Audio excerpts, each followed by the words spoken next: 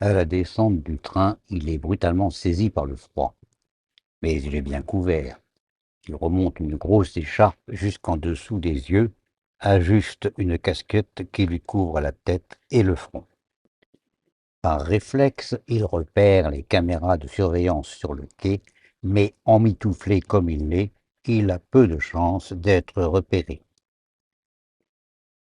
Une patrouille est postée au bout du quai. 6 gaillards, les armes à la main ou en bandoulière, contrôlent sans enthousiasme les documents que les passagers présentent. Quand vient son tour, il tend sa fausse carte d'identité. L'un des soldats s'en saisit, y jette un coup d'œil, indifférent. On lui fait signe de passer. Le voilà hors de la gare. Les petits vendeurs de drogue agressent les passants, cherchant à forcer des ventes. En retrait, 2 caïds, goguenards, bien installés sur un rebord de fenêtre, surveillent tant leurs affiliés que les passants qui voudraient se montrer vindicatifs. L'ordre caïd, parfaitement appliqué. Se gardant de quelque incident avec les vendeurs, il s'éloigne rapidement. Bien qu'il ne soit jamais venu dans ces lieux, ni même dans cette ville, il va rapidement sans se tromper. Il a appris le trajet par cœur, dans ses moindres détails.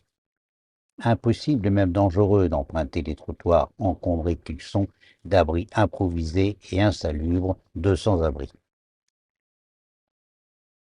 Souvent, ces pauvres airs, abrutis d'alcool, de drogue et d'épuisement, ne montrent plus de réaction.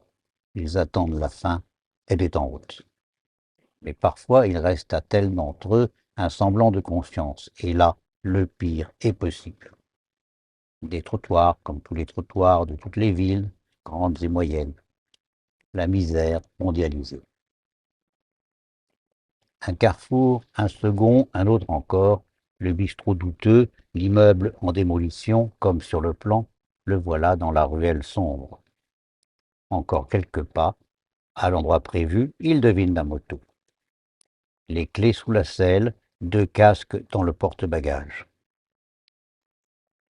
Un instant, le voilà équipé. Malgré le froid, la moto démarre à la première sollicitation. C'est un fait. Malgré les chasses à l'homme, les arrestations, la persécution, peut-être à cause d'elle, l'organisation secrète reste égale à elle-même, une mécanique magnifiquement rodée. Et cela plus encore depuis une récente reprise en main par une autorité aussi efficace que parfaitement mystérieuse. Un coup d'œil à son poignet, juste un peu en avance, et le rendez-vous n'est qu'à quelques tours de roue. Là encore, le trajet, il le connaît dans les moindres détails. Une autre rue sombre, une silhouette, c'est sûrement elle. Geste de reconnaissance, on lui répond sans risque d'erreur. Le temps de s'équiper du second casque, la femme est assise derrière lui. Une pression sur son épaule, on peut y aller. Ces jeunes femmes sont réellement extraordinaires, pense-t-il.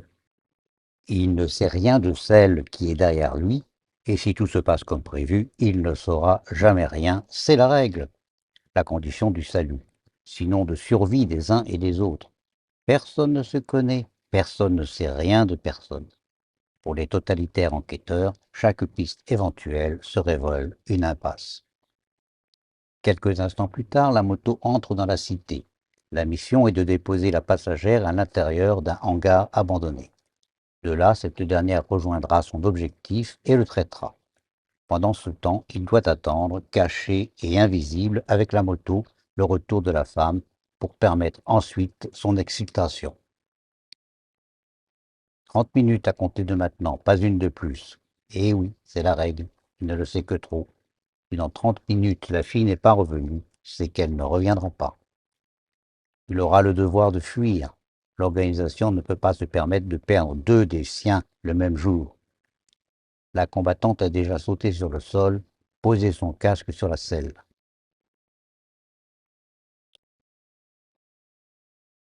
Sur la route des Myosotis, c'était donc un extrait pour donner envie.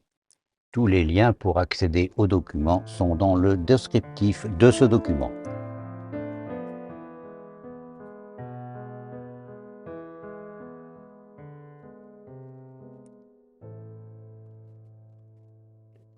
À bientôt.